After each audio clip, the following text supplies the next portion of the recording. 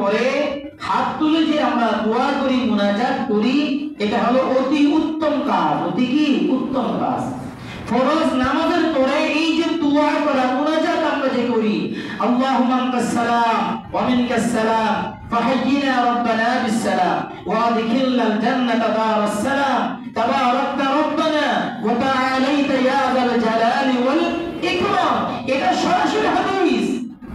এটা তো আমার নবী নিজেই করেছেন। সহিহ মুসলিম শরীফের প্রথম খণ্ড 414 নম্বর হাদিসের মধ্যে এসেছে এই হাদিসটা সরাসরি। আল্লাহুম্মা আনতাস সালাম।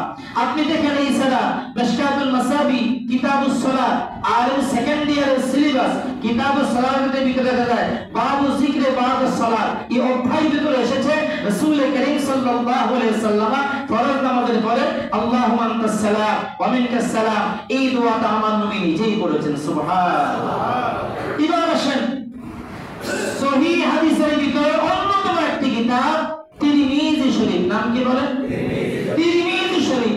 আর এই তিরমিজি শরীফটা আল্লাহর দরবারে এত বেশি মকবুল, ইমাম তিরমিজি বলেন, অন্য ইমামরা বলেছেন তিরমিজি শরীফ যে ঘরের মধ্যে থাকবে ওই ঘরের মধ্যে আমার নবী যেন কথা বলছে, কথা।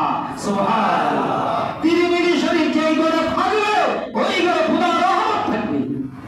তিরমিজি শরীফের 3499 নম্বর হাদিস, হাদিসের রাবি عن أبي أمامة الباهلي رضي الله تعالى أنه قال قيل يا رسول الله أي الدعاء أسمع। আবু উমামা বাহিলি তিনি বলেন, নবীকে জিজ্ঞেস করা হলো, ইয়া রাসূলুল্লাহ কোন সময় দোয়া আল্লাহর দরবারে কবুল হয়? সুবহানাল্লাহ বলেন।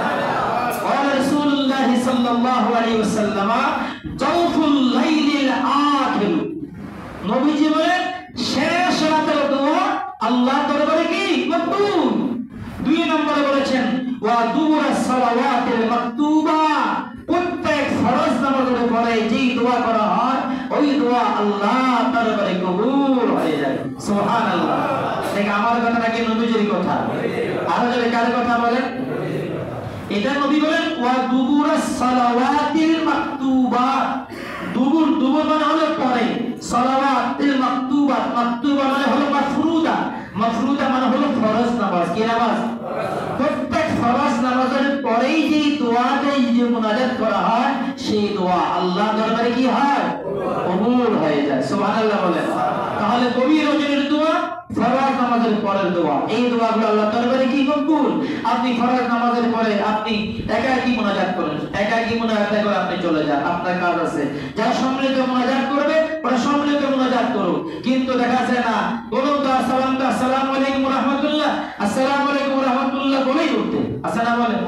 পিছনে লোকজন নামাজ পড়তেছে সেটাও দেখে না, পিছনে লোকজন নামাজ পড়তেছে সেটাও তার নজরে নাই, দেখে না। সে কিভাবে পালিয়ে যাবে এই চিন্তা করে মনে হয় যেন তাকে কি দৌড়াচ্ছে।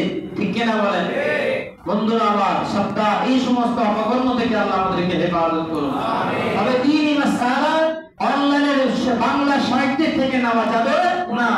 আপনি যার কাছে ভালো মনে করেন, আপনি যে আলেম মুফতি মুহাদ্দিস যে কোরআন হাদিস নিয়ে গবেষণা করে পড়ালেখা করে যার কাছে জ্ঞানের গভীরতা আছে এমন একজন আলেমের শরণাপন্ন হয়ে আপনি মাসআলা যদি সম্মুখীন জানার চান, জানার থাকে, আপনি সেই মাসআলা জানতে পারেন। আপনি বাংলা সাহিত্য কথা একটা বলছে, এটা ধরে আপনি বিদআত, এটা ধরে আপনি শিরক, এটা ধরে জায়েজ, এটা ধরে না জায়েজ, এমন কথা যদি যারা করবে তারা মুসিবতে পড়ে যাবে। আল্লাহ পাক সবাইকে হেফাজত করুন। আমিন। তাহলে ফরজ নামাজের পরে যে দোয়া মুনাজাত করা হয় সেটা আল্লাহর দরবারে কি কবুল। আমরা চাইছি কার কাছে বলেন? আল্লাহ রাসূলের অসংখ্য হাদিস আছে, আমার নবী দোয়া করেছেন হাত তুলে। বলেন না কি তুলে?